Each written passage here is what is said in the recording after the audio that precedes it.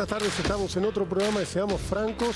Un día gris desde todos los puntos de vista, tanto climático como lo que es, lógicamente, el tema de la jornada, el tema de la semana y por creo que un largo tiempo será el fallecimiento del Papa Francisco, el Papa argentino, nuestro Papa, el Papa de la gente.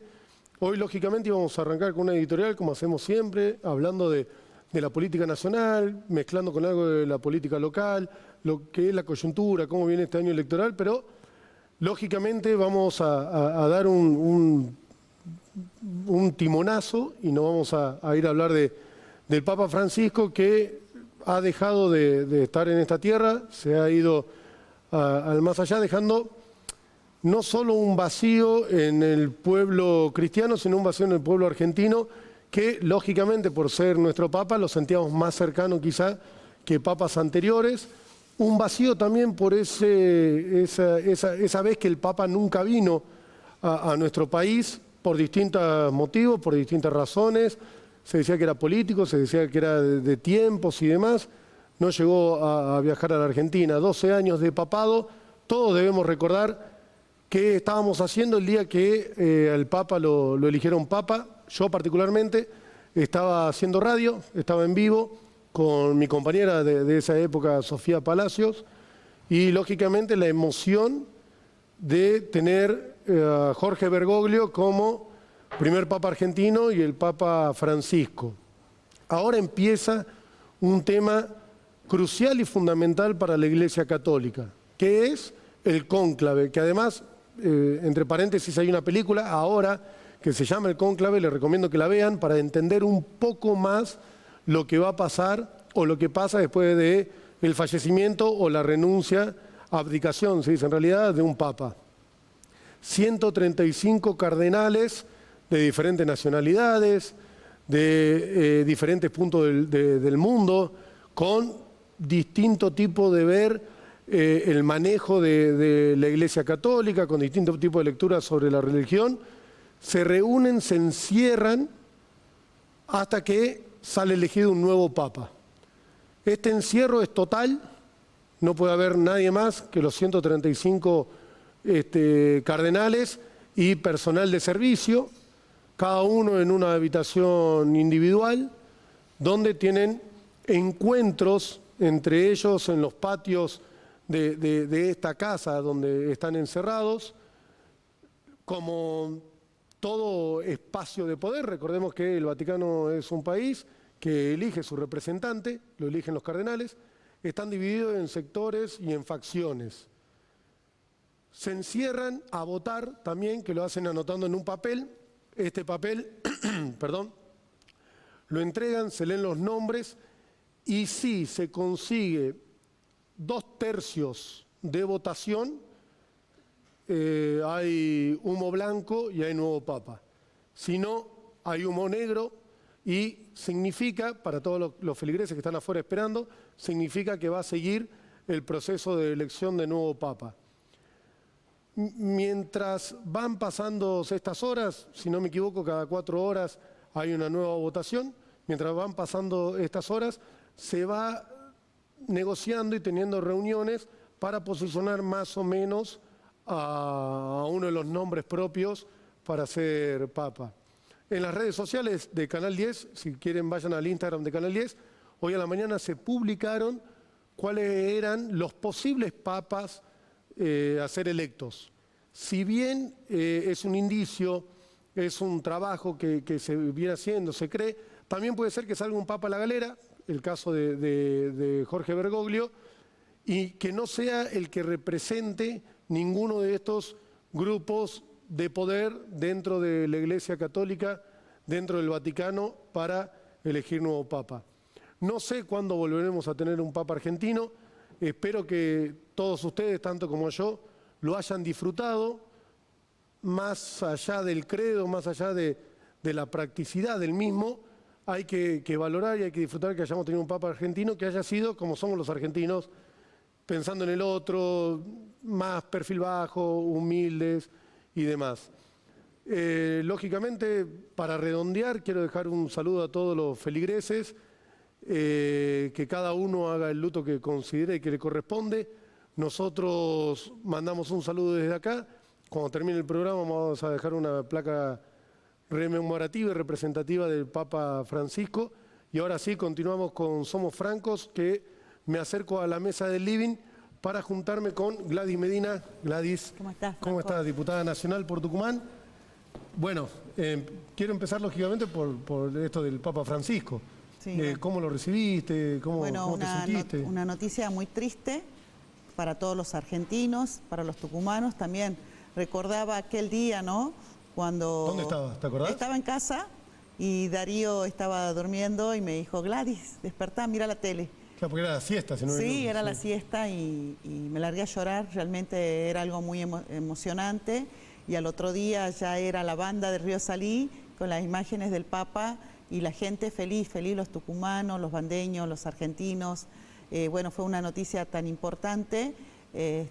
Bueno, creo que ha sido una noticia que ha sorprendido a todo el mundo, Completamente. Pero especialmente a nosotros los argentinos y por supuesto a la comunidad católica de la cual yo también soy parte. Fue este Papa que no estaba nombrado entre los posibles sucesores del Papa anterior, de Benedicto, que salió como digamos, claro, fue imprevisto. un acontecimiento sorpresivo. Y me acuerdo que cuando lo mencionó también el cardenal que aparece, que menciona, perdón, quién es el nuevo Papa, dijo Jorge Bergoglio, y lo que estábamos de este lado de la tele no entendimos bien el nombre. Sí. Porque lógicamente lo dicen un italiano. Así es, medio... pero después dijo un Papa argentino. Así es. La verdad que bueno, hermoso. Y bueno, creo que nos tenemos que quedar con el mensaje que siempre nos dejaba, que ha luchado por los pobres, que ha luchado por la igualdad, que ha luchado por la Iglesia, que ha luchado por la fe.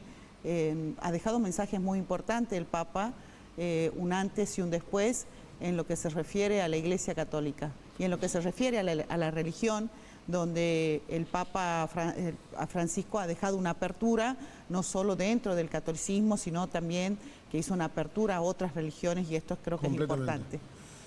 Tenés razón en eso porque era mucho más abierto que solamente la Iglesia Católica. Así es. Quiero volver un poco tanto a la Argentina como tu rol de diputada nacional, como lo que estás viendo en Tucumán.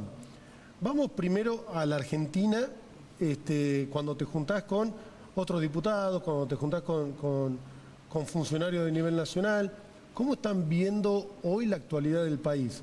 Con esto del Fondo Monetario, con una imagen de Javier Milei que sigue alta, pero viene bajando a lo largo de este 2025. Yo poco entiendo de economía, pero con un visto bueno en materia económica por el acuerdo del fondo. ¿Qué se habla en los pasillos del Congreso? Bueno, todas las provincias viven distintas situaciones. Quizás el punto en común que tenemos los argentinos, que la situación económica ha afectado a todos, sí.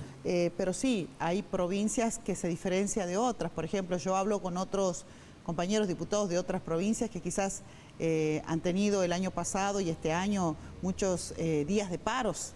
Claro. En distintas instituciones educativas, en salud, el pago de los salarios, de los acuerdos que tiene el gobierno con los trabajadores, se hace muy difícil.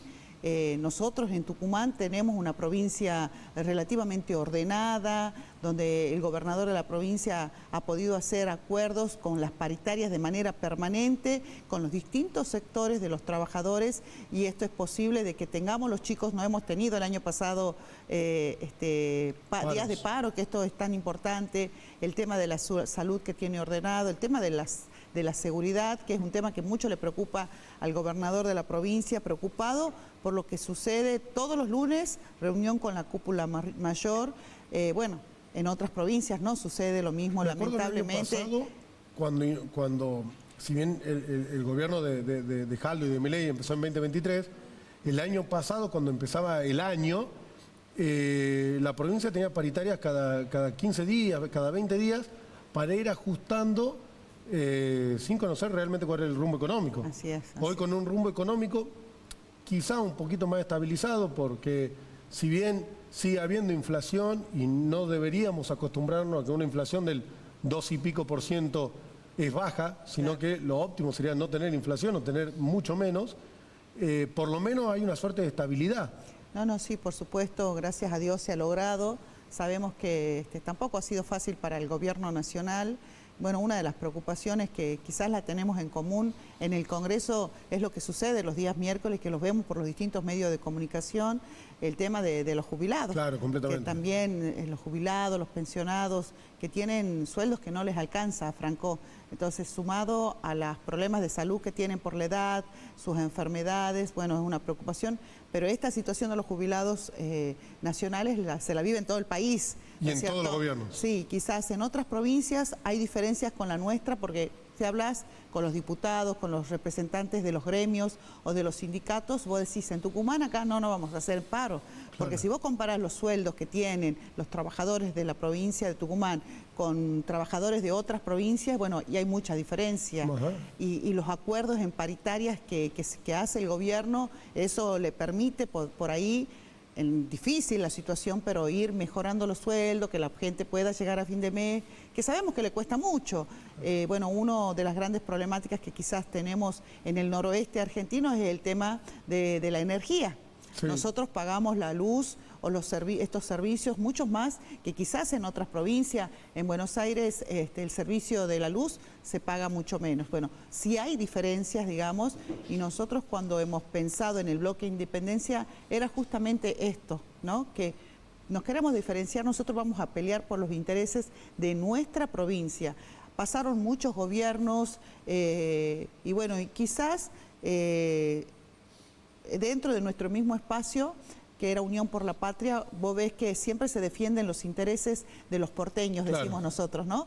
De Capital Federal, donde es el centro. Bueno, no, en este caso nosotros nos centramos en pensar en nuestra provincia, las necesidades que tiene nuestra provincia y, por supuesto, ayudar al gobernador a la gobernabilidad de la provincia, que se puedan lograr muchas cosas. Otra diferencia, en otras provincias no ves obras como la tenemos nosotros en la provincia de Tucumán. Este año electoral, Gladys, ¿la idea es que el bloque de Independencia continúe pasadas las elecciones?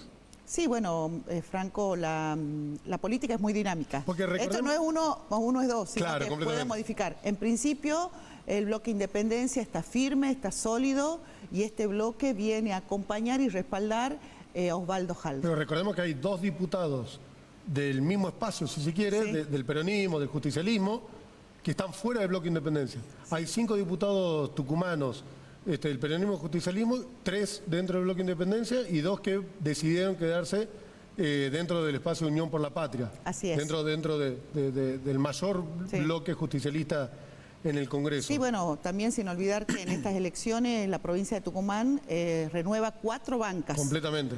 2 de las cuales son nuestros, que pertenecen a mi bloque, claro. que es la compañera diputada nacional Elia Fernández de Mansilla y Agustín Fernández.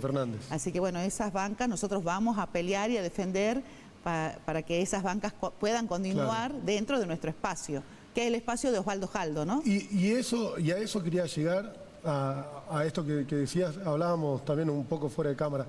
Dentro del espacio de Osvaldo Jaldo, que es el gobernador de la provincia, pero va a haber una interna, definitivamente, por una cuestión de... hay un sector del peronismo que, no sé si está en disidencia tanto con el gobernador en sí, sí con ganas de tener mayor participación, si se quiere, en el Congreso, ¿no? Bueno, la interna es propia de la democracia, sí. También del peronismo, y por supuesto nosotros somos respetuosos de los compañeros y de las compañeras que quieran participar, están en su derecho, y por supuesto como nosotros siempre vamos a dar batalla y vamos a defender nuestro espacio y nuestra estructura. Serán las urnas las que ayudarán a superar las diferencias, ¿no es cierto?, dentro del peronismo. Ahora no hay pasos. Así no, no hay pasos. Van a tener que ser interna o competir por partidos separados. Sí, se presentan las listas, distintas listas, vamos a internas. O partido separado. Sí. Que no sería lo óptimo, por lo menos dentro de... Si somos peronistas, claro. Los invitamos que sean dentro de nuestro espacio, que es el peronismo. Claro, a eso iba. Lo óptimo sería que dentro del espacio no... Si no, ya no son peronistas. Para eso tenemos el partido... las puertas están abiertas para todos los que quieran participar. ¿Hay diálogo hoy con los diputados fuera del bloque Independencia? Siempre mantenemos una relación de respeto, saludarnos, poder hablar, eso sí siempre, digamos, sí, a veces hay chicanas, discusiones, diferencias propias en el recinto. Claro. Pero después somos personas, no hay cuestiones personales. Claro. Son diferencias políticas. Y en cuanto, quiero seguir con las elecciones que van a hacer ahora en octubre, porque la verdad que va a ser un año movido. Tanto por las internas que consideramos que va a haber a nivel provincial y también por el interés del gobierno nacional de tener mayoría en el Congreso pasado de este año para poder sostener o profundizar sus políticas en los 2 años de gobierno que le quedarían. Sí, sin lugar a dudas, Franco, el tablero que hoy tiene la Cámara de Diputados y la Cámara de Senadores en el Congreso de la Nación, va a haber modificaciones, claro, justamente por las elecciones que tenemos. No te olvides que La Libertad Avanza, que pertenece al partido del presidente, no renueva bancas. Completamente.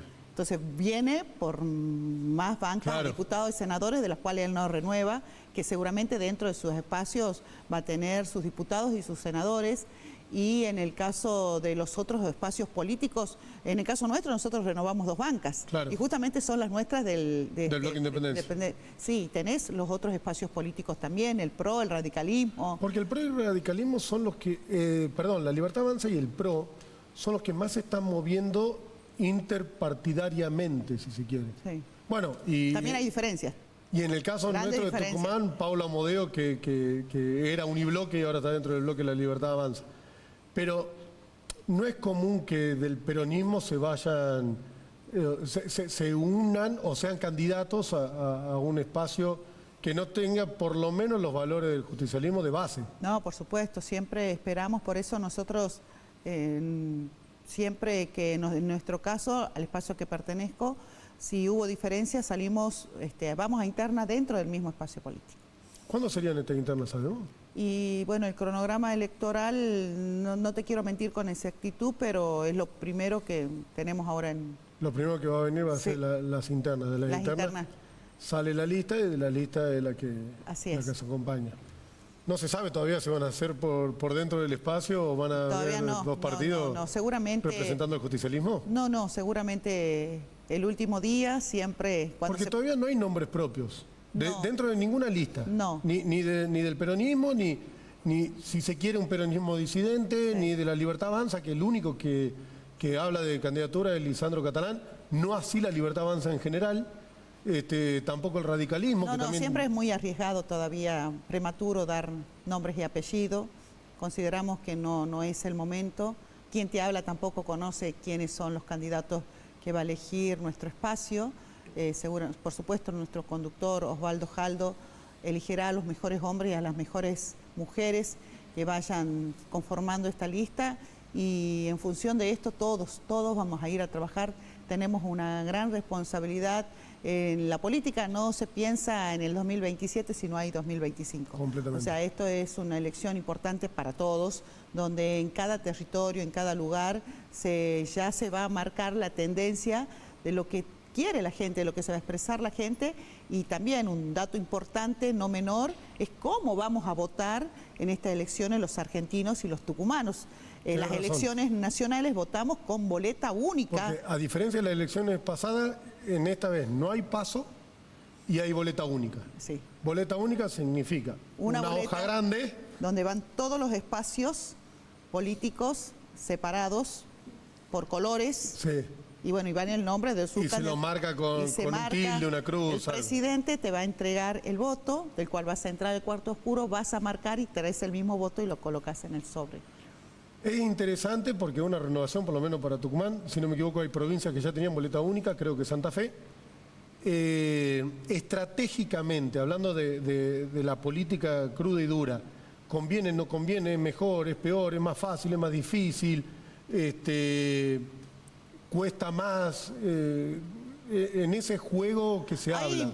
Quien te habla ha votado por la boleta única, ¿no es cierto? Sí, por ahí veíamos que es un sistema muy complejo tener 50, 100 boletas en el cuarto oscuro. En el 2015, si no me equivoco, había 93 boletas en la escuela acá de Yarabuena. Es como que le vas a simplificar a la gente, por supuesto, tiene que haber un trabajo de enseñanza, de aprendizaje, de cómo va a funcionar este nuevo sistema electoral que es con boleta única. ¿Y lo consideras positivo? Claro, si lo votaste. Lo he votado, quizás no estoy conforme al 100%, siempre, pueden haber, no siempre lo bueno es lo mejor. Es una experiencia que la vamos a atravesar los argentinos. Digo, ¿por qué los argentinos? Porque es la primera vez que todos los argentinos... Que todos los distritos votan... Claro, porque esto es una ley nacional, para las elecciones nacionales, no para las provinciales. Por ejemplo, la provincia de Tucumán todavía no está adherida. Bien, eso quedaría para después una reforma electoral provincial, digamos, en la legislatura. ¿Cómo ve la política actual de Tucumán? Más allá del gobierno de Osvaldo Jaldo, en general. No, en general la provincia viene bien. Hay diferencias, por supuesto, los demás espacios políticos pueden expresarse. Lo vemos en la legislatura de la provincia de Tucumán, que es la cuna de la democracia en la provincia de Tucumán, donde los legisladores de los distintos espacios políticos pueden expresarse, lo hacen también hasta hacia los distintos medios de comunicación cuando no están de acuerdo en algún hecho o situaciones. Me toca a mí recorrer con el ministro del Interior, y por ahí vemos que hacen TikTok sobre una calle, sobre un camino, sobre alguna determinada situación en la provincia, y bueno, nosotros los invitamos que caminemos, claro, que lo caminemos y que realmente le demos soluciones a los vecinos, que es lo que hacemos en el arreglo de los caminos, de las calles, de los puentes, en la iluminación, que tiene que ver con la obra pública, porque más allá de que el gobierno nacional, el gobierno de Javier Milei, lo dijo muy expresamente el presidente, no está de acuerdo con la obra pública. Nosotros lo escuchamos al gobernador de la provincia, Osvaldo Jaldo, que uno de sus pilares de este año 2025 en la provincia de Tucumán es trabajar en la obra pública, y es lo que hacemos. Pero lo hacemos recorriendo la provincia, claro, no haciendo un TikTok. Nosotros vamos a los hechos concretos, cara a cara con el vecino, cara a cara con las calles. Nos ha tocado el 2 de abril feriado, recorrer con el gobernador de la provincia, el departamento Leales, caminos adentro, hablando con los vecinos, llevando soluciones y también escuchando las quejas de los vecinos. Cuando los vecinos dicen, necesitamos esto, tenemos esto, es problema, o el colectivo, o el camino, o la luz, y les llevamos soluciones. Así que bueno, este trabajo, el fin de semana, el viernes estuvimos con el ministro del Interior en Niogasta, del departamento Simoca, uno de los pueblos que siempre se inundaba. Y gracias a la inversión y el trabajo, y te lo digo porque cuando era secretaria, claro, trabajé mucho en Niogasta, porque es un pueblo que permanentemente estaba inundado, se hizo un trabajo importante, y bueno, hoy fuimos la semana pasada a ver una obra que se ha empezado. En la gestión pasada logramos comprar junto con el comisionado comunal 2 hectáreas para construir las casas, para ver si los vecinos... Claro, para mudarlos. Trasladarlos, y bueno, ha comenzado la obra ya de 60 viviendas, comenzamos con 4, así que bueno, un trabajo en conjunto, en equipo, que lo hace el gobierno de la provincia, los ministerios, el gobierno local, y para dar respuesta a los vecinos. Quizás uno pueda tomar una red social y salir a criticar tantas cosas o tantas necesidades que de verdad tienen nuestros vecinos, y creo que desde nuestro espacio político, al cual conduce Osvaldo Jaldo, lo que nosotros hacemos, salimos, recorremos, vamos a esa calle o a ese barrio y hablamos con el vecino, pero también le llevamos la solución para que el vecino pueda tener las respuestas que necesita. ¿Y cuál es la mayor preocupación hoy que tienen los vecinos? En el interior o en capital hay diferentes. Creo que una de las grandes preocupaciones que tiene es el tema de la seguridad, la situación económica, la falta de trabajo. La situación económica, creo que, como decíamos recién, afecta a todo el país. No, la situación económica es una problemática que tienen todos los vecinos, también la demanda de trabajo, y esto te lo digo porque yo permanentemente, todos los días estoy en contacto con mis vecinos, con la gente de distintos lugares de mi ciudad, de Manda de Río Salí, y bueno, son problemáticas. Y bueno, y el tema de la seguridad en la provincia de Tucumán, el gobernador lo hizo propio al Ministerio de Seguridad y trabaja con uno de los flagelos más grandes que tiene la Argentina y que bueno, que es el consumo de droga, ¿no es cierto? Entonces, esto es un tema también que le preocupa permanente, un hombre que se puso al frente para luchar contra la delincuencia. Te quiero llevar al Congreso de la Nación, Gladys. ¿Qué debate se viene? ¿Qué proyecto de ley está en carpeta que todavía no se ha debatido? Bueno, temas difíciles que por ahí ya lo anunció el Gobierno Nacional y es la baja la imputabilidad a los menores, que no es una cuestión fácil de tomar decisiones, de la cual seguramente vamos a tener que trabajar mucho y donde también las situaciones que vive el país a veces te hacen cambiar de idea. Primero, analizar la situación que tiene que ver con la infancia, con la niñez, con la adolescencia, con el proceso evolutivo que tienen los jóvenes, con la historia de vida, que quizás cuando hablas de la delincuencia juvenil y hablas de las oportunidades que quizás han tenido esos niños, también te lo hablo como mamá. Claro, obvio. Mamá de chicos adolescentes y sé lo que es tener un hijo de 12, 13, 14, 15 años y que uno los ve como niños y decís, todos no han tenido las mismas oportunidades de tener una familia, de tener un papá, de tener una mamá. Bueno, ahora hay una serie muy interesante en la plataforma de series, digamos, se llama Adolescencia. Es muy interesante ver el tratamiento del mismo tema, cómo lo ve el padre y cómo lo ve el hijo, digamos. Claro, lo conozco porque mi hija me habla de la serie y entonces uno cuando vos hablas con tus hijos te permiten mirar quizás desde otras perspectivas diferentes, ¿no?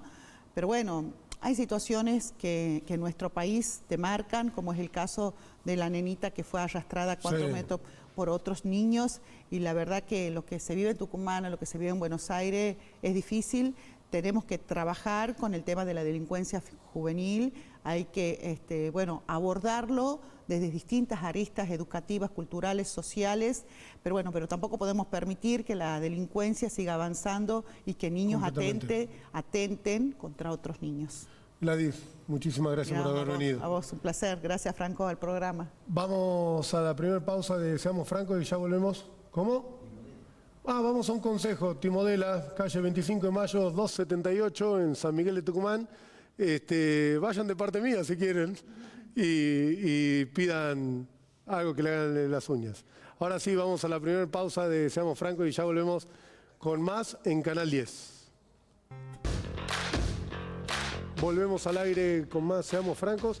Estamos en el living con Micaela Majorel. Mica, ¿cómo estás? ¿Todo bien? Bien, ¿y vos? Todo muy bien. Presidenta de la Fundación Construir Juntos. Así es. Que además de todo el laburo que vienen haciendo, que es impresionante, abrieron la primera sede, ahora hace una semana, acá en Yerbabuena. Así es. El día martes inauguramos la primera sede de Fundación Construir Juntos. Yo digo, tiro ahí la primera, ¿viste? Porque como que dejo Bienvenido sea. a que el trabajo continuará y crecerá.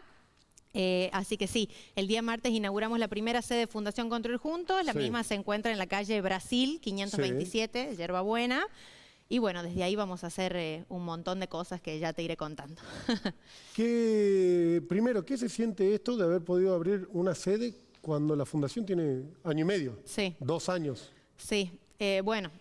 La verdad que es un gran momento para nosotros, mucha emoción de por medio, pero también festejo el esfuerzo. Fue un gran esfuerzo que quizás comenzó con mi cara y mi trabajo, pero a lo largo de estos últimos años se fueron uniendo varios de los chicos que hoy en día son directivos de algún área y fue este trabajo de escribirlo al proyecto, enviarlo a empresas, pasillar por un montón de lugares, tocar puertas y así conseguir el apoyo de gran parte del sector privado, que es por eso que ahora tenemos ese lugar. La sede está abierta todo el día, está abierta en un horario puntual, se puede acercar el que quiera. Mira, nosotros, cuento ahí un poquito para ponerte en órbita, nosotros empezamos en el 2023, post elecciones provinciales, municipales, empezamos con esta idea de constituirnos como fundación para darle, forma legal y también empezar a trabajar un poquito más coordinadamente, porque éramos muchos trabajando, con muchas ganas de trabajar, con muchas ganas, pero desordenados.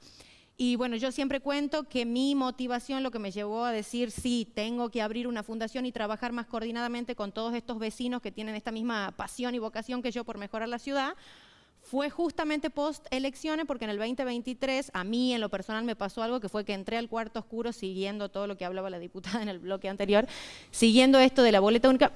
Me pasó que entré al cuarto y veía tantos candidatos a intendentes, algunos con más de 20 acoples. Claro.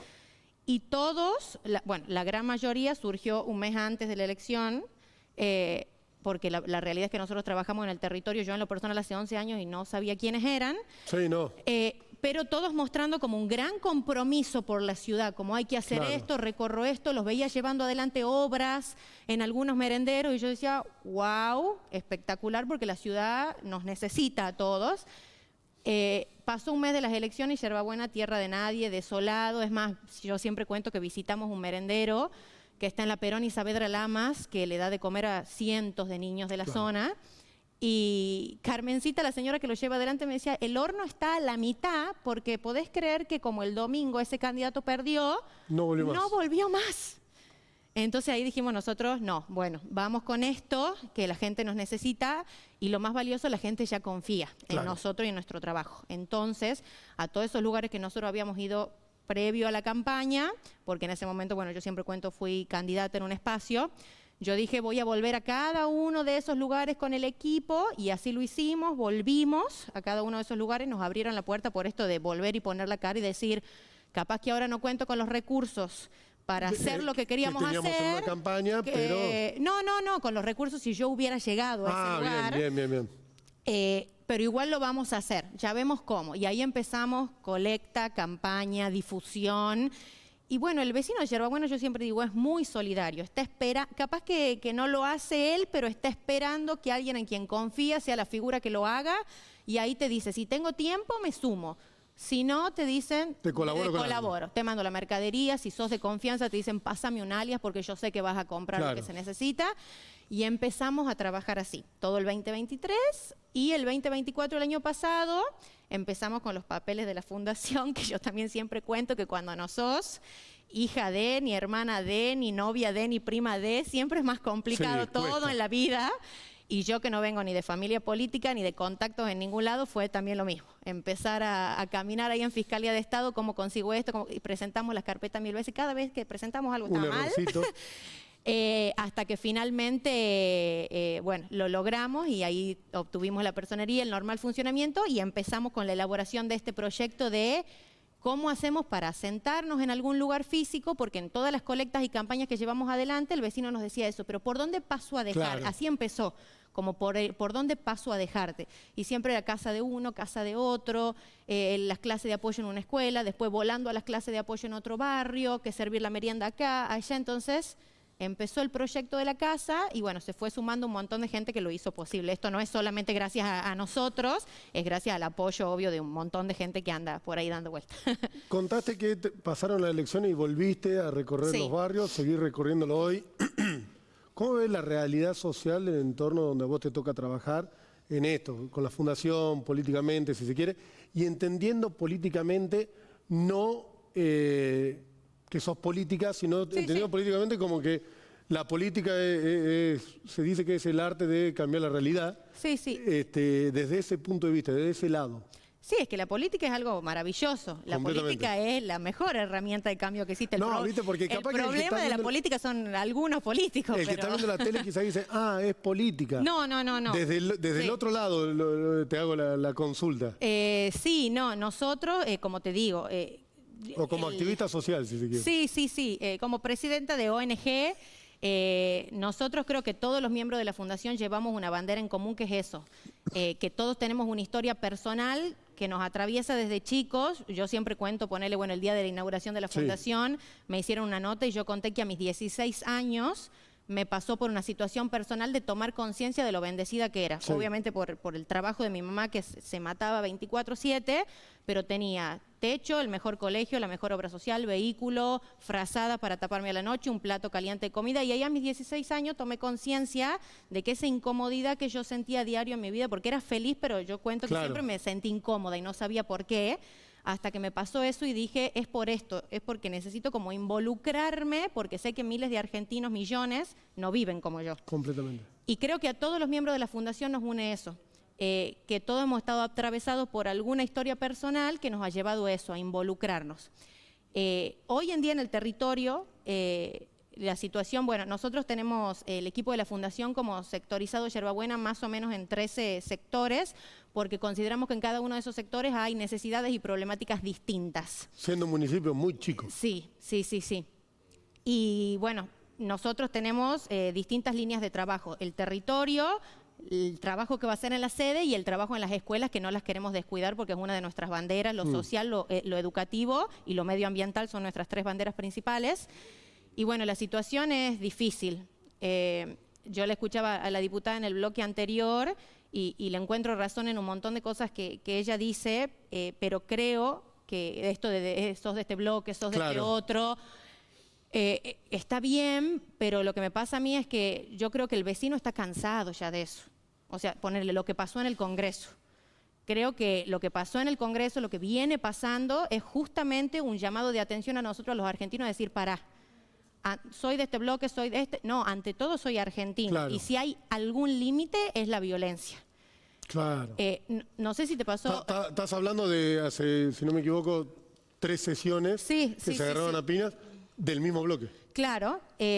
No, que para mí fue un papelón porque yo digo, ¿en qué momento se perdió eso de qué honor estar sentado acá representando al pueblo y de la nada diputados tirándose con vasos de agua? Yo cuando lo vi me pasó que eran, viste, videos de redes sociales que uno ve que pasó en Rumania, que pasó acá. Y esto no pasó acá, Claro. a 1200 kilómetros de acá. Sí, no, y yo miraba y con una angustia esa noche les escribí a los chicos y les decía...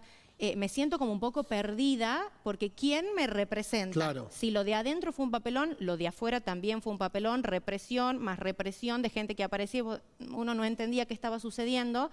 Entonces creo que lo que le pasa a la gente es eso, está cansada de eso. Yo estuve mientras miraba, estaba esperando que alguien salga y diga, se corta esto acá, llamemos al diálogo. Claro. Representantes de jubilados, representantes de la Cámara, vamos a tratar de dialogar. Bueno, y eso es lo que creo que el vecino está cansado ya de esta pelea multipartidaria. El vecino necesita soluciones reales a sus problemas. Lo que suele pasar, y en todos los gobiernos, no quiero caer en este solamente, sí. Hay más tiempo de chicana política entre políticos que de propuestas y soluciones reales para el vecino común. Y para nosotros fue genial el otro día la inauguración, porque además de invitar a actores del sector público, privado, directoras de escuelas, a los medios, yo quería que estén presentes distintos presidentes de ONG que trabajan como nosotros. Estaban sentados ahí a tu izquierda. Sí, que muchos están involucrados en política. Y para mí fue maravilloso que vayan, porque sé que algunos trabajan en distintos espacios. Eso te iba a decir, reconocí a un par y son referentes antes de la juventud, hoy ya no tanto, pero de distintos partidos. Y todos al finalizar la jornada, primero que me dedicaron una historia en sus redes como visibilizando, yo fui, y después todos se me acercaron como a decirme, che, te vi trabajando en el tema animales en situación de calle, te vi trabajando en el tema personas en situación de calle, te veo con las escuelas, quiero unirme a esto, ¿cómo hacemos? Y yo me quedé con una satisfacción de decir, qué genial. No está podrido, digamos. Claro, no, o sea, hay muchos jóvenes con ganas de trabajar para cambiar realidades, que es el lema de la Fundación. Construimos oportunidades, por eso se llama Construir Juntos. O sea, podemos construir juntos. Entonces, para mí, para nosotros desde la Fundación es un momento para eso, para construir juntos. Nosotros salimos al territorio y quien nos acompañe, vamos, bienvenido sea. Habrás visto que en algún momento se puede sumar desde el vicegobernador a una caminata hasta el vecino común y corriente que dice esto. Yo en mi casa estoy bien, pero sé que él no. Entonces me sumo. Esa es la idea. ¿Y cuáles son los trabajos que vienen en la Fundación? ¿Trabajaste en una escuela acá en el Corte? ¿Diste a entender, o por lo menos entendí yo, que van a abrir clases de apoyo dentro de la Fundación? Vi que en Pascua dieron un taller de huevos, que explotó el taller de huevos. Fue tremendo el taller de huevos. ¿Para dónde sigue el trabajo de la Fundación?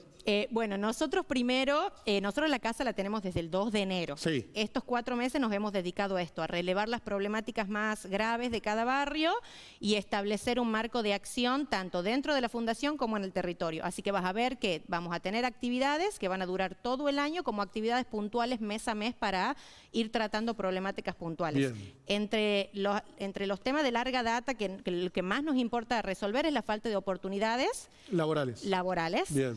Es por eso que la escuela, la sede va a funcionar principalmente como escuela de oficios. Bien. Va a ser una escuela de oficios, un centro de capacitaciones para jóvenes en convenio con empresas y un centro de cuidado y recreación para niños, donde van a encontrar desde consultorios, en esas especialidades que en Yerba Buena es muy difícil encontrar en el Carrillo, que no se consigue turno, hasta consultorio psicopedagógico, en el cual las directoras de escuela van a poder derivar al consultorio psicopedagógico, que va a estar atendido por su profesional, a aquellos alumnos que crean que tienen alguna dificultad del aprendizaje y las docentes quizás no están preparadas para tratarlo aparte al alumno. En nuestra fundación van a encontrar ese consultorio para poder derivarlos. O sea, va a ser muy completo lo que hagamos, por eso estamos todavía ahí dándole forma. ¿Cuándo empezaría? El otro lunes, que sería 28. Sí, creo. Sí, el próximo lunes, que es lunes 28, nosotros arrancamos esta semana, ya este fin de semana, con consultorios, ecocanje, porque vamos a tener un ecocanje fijo. Buenísimo. Ahí en la fundación. Bueno, eso sí es muy importante. Brasil 527. Brasil 527, ecocanje con la Fundación Construir Juntos. Ecocanje es una política medioambiental que es muy bien recibida por la sociedad. Sí. Y se hace mucho en época electoral y después a lo largo de los otros 3 años la gente queda pendiente de, che, ¿cuándo renueva el ecocanje? Sí. Ahora va a estar en la fundación el sábado. Sí, cada 15 días, cuando salgamos yo de acá, Santi va a estar ahí, Santi atrás de cámara, nuestro director de prensa y comunicación, ya va a estar subiendo la placa. Por eso yo lo que siempre digo es, síganos en nuestras redes sociales, Micaela Majorel, Fundación Construir Juntos. Todo lo que hacemos vamos a empezar a subirlo en placas ahí para que el vecino se entere y ahí vamos a contar un poquito de por qué el ecocanje y nos van a ver en convenio muy pronto con una empresa de recolección. Bien. Porque la empresa dentro de su RC, de su responsabilidad civil, va a hacer un convenio con nosotros para que todo ese residuo de la empresa se convierta en ladrillos y podamos ayudar en los barrios con algunos proyectos que tenemos. Buenísimo. Se vienen cosas maravillosas y lo más importante es que queremos que el vecino participe. Todo ese vecino que tiene ideas, ahí dando vuelta en la cabeza de qué quiere hacer por su ciudad o cómo ayudar o cómo devolver un poco de todo eso que tiene en su negocio, que fue un éxito gracias al vecino. El lugar para llevar adelante los proyectos es nuestra fundación. ¿Cómo el vecino se comunica por redes sociales y el sábado va a hacer el ecocanje in situ? Yo tengo un proyecto, ¿qué hago? Te llegás a la fundación. ¿Me llevo a la fundación? Sí, te contactas con nosotros. Nosotros tenemos 11 direcciones de trabajo. Cada área de trabajo tiene su profesional a cargo, entonces depende de qué sea el proyecto. Probablemente vamos a coordinar una reunión con el profesional del área y con el vecino interesado que se llegue a la fundación. Ya nos contaste que pasillaste por todos lados y que tuviste problemas, lógicamente, en la fundación. Todo el mundo lo tiene. Es más, se ha hablado en algún momento de cómo puede ser que las fundaciones tengan tantos pero y no así la sociedad de anónimas, si se quiere, a la hora de formarse. ¿Qué problema ves a la hora de realizar una fundación? Hay gente como vos, Mica, como el equipo de trabajo que vos tenés, tanto en Yerba Buena como en otro lugar de la provincia, diciendo, che, yo quiero hacer el mismo trabajo que Mica. No me quiero acoplar a Mica, quiero hacer el mismo trabajo de Mica. ¿Cuáles son los pasos a seguir? ¿Cuáles son los problemas reales? ¿Cómo los gambeteás, si se quiere, día a día? Sos joven, sos madre y te vas a dormir y tenés los problemas del hogar, los problemas de la fundación, los problemas de los merenderos. ¿Cómo llevas adelante eso? Y bueno, es complicado. Yo muchas veces me siento, es una realidad, porque también tengo mis virtudes y mis debilidades. Muchas veces sí me siento como una super mujer, por así decirlo, porque es verdad que llevo adelante un montón de cosas en mi vida, mantengo un hogar, mantengo a 2 nenes, más mi trabajo, porque este no es mi trabajo, esta es mi vocación, o sea, la gente no cree, pero trabajo en algún lado. Además trabajo. Aunque no parezca. Yo creo que es una cuestión de vocación, algo que nace desde adentro. Hacerlo no fue fácil. Yo, como te cuento, caí en Fiscalía de Estado a decir, hola, ¿cómo hago esto? Y son un montón de papeles y también empiezan con que tiene que estar depositado, los 2 sueldos mínimo vital y móvil, más esto de la escribanía, más esto del colegio de contadores y fue realmente un gran esfuerzo de todos los miembros de la fundación, muy equitativo. Hicimos un fondo común para pagar todo eso, porque como te digo, siempre cuando uno no tiene amigos, contacto, la realidad que se vive, cuesta. Pero bueno, después la satisfacción esa de decirlo, lo hicimos. Y bueno, eso, la vocación, creo que todos compartimos esa misma vocación de trabajar con la gente, es lo que a mí me llena. Es más, yo lo vivo en mi vida ya en general, o sea, mi pareja forma parte, mis hijos, a mis hijos yo los llevo al merendero y me preguntan, ¿por qué ese nene, mamá, está enojota un día de frío? Bueno, entonces vamos a ir a casa y vos que tenés varios pares de zapatillas, mañana le vas a traer, porque ese nene, su mamá no tiene para comprarle. Entonces es eso. Es el sacarlos también a los chicos de la burbuja, que eso es lo que me pasaba a mí de chica. Sentía que estaba como en una burbuja y necesitaba salirme un poquito de ahí. Y creo que ese es el objeto de la Fundación, construir un mundo un poquito más amable y justo. Y quizá ahí está la respuesta, pero ¿qué le falta a la sociedad para que la Fundación Construir Juntos no esté? ¿Qué le falta al entorno para que vos no hayas tenido que hacer esto para suplir algunas fallas del sistema, si se quiere? Y bueno, yo podría decirte elegir mejor a nuestro representante, pero no me quiero meter en eso.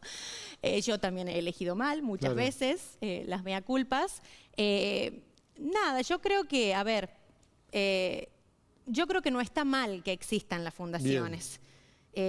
Para mí, esta fundación me ha demostrado que, porque a ver, siendo presidenta de fundación, estoy en muchos grupos de WhatsApp, ponele con otras fundaciones, y veo que muchas veces es la queja constante. Yo creo que hay que animarse. Leí el otro día en un grupo, no quiero ir a Casa de Gobierno a pedir una audiencia porque nunca me la van a dar. Y yo puse ahí como, te cuento mi experiencia. Lo harté al ministro de Obra, al anterior, una sola vez y me dio una audiencia. En construcciones escolares fuimos, ahora logramos que se termine de crear el comedor de la escuela número 311, gracias a ese hartazgo al ministro, ahora se inaugura el comedor y la escuela tiene un montón de nuevos alumnos.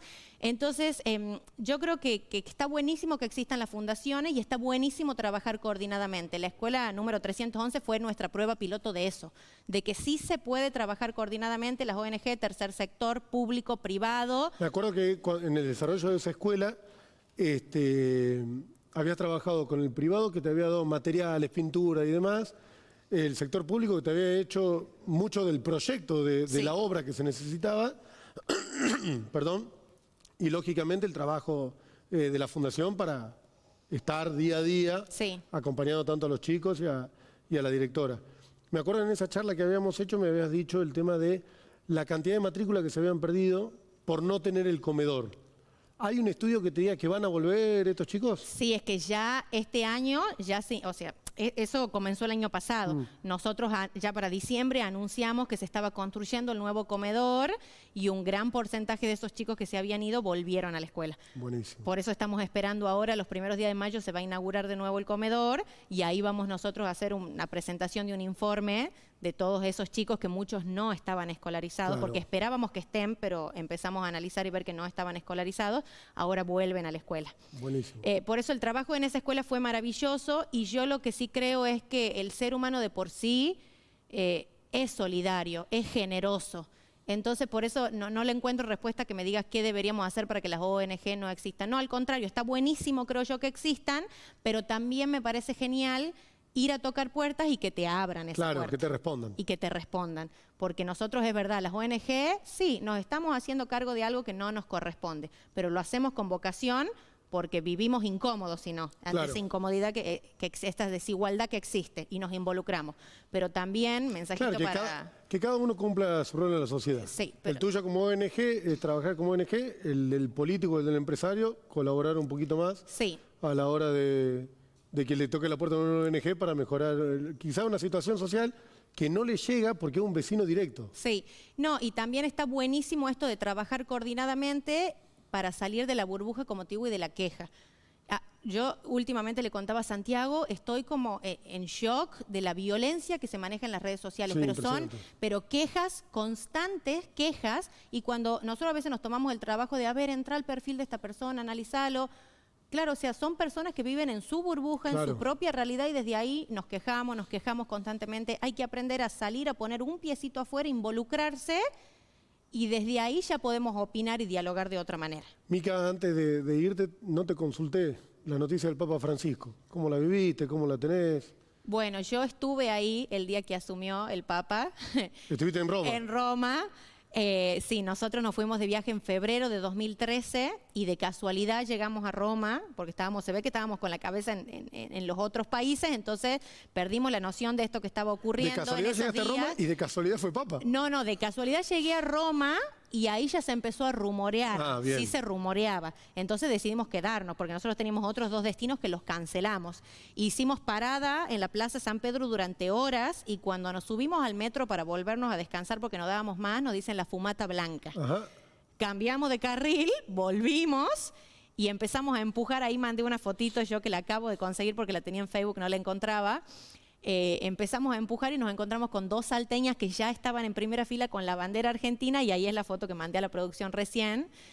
No, increíble, la verdad. Había mucha emoción en ese momento porque se hablaba ya de que era una persona muy tolerante, muy amorosa y claramente así. Mica, muchísimas gracias por haber venido. No, gracias a vos, un placer. Y felicitaciones y adelante con Construir Juntos. Los esperamos en la franco fundación. abierto. Los esperamos en la fundación cuando quiera. Vamos a... ¿Qué queda? ¿Algún consejo? ¿No? Vamos a una placa que tenemos del Papa Francisco como despedida de este día. Quédate en Canal 10 y nos reencontramos la semana que viene con más Seamos Franco. Chau.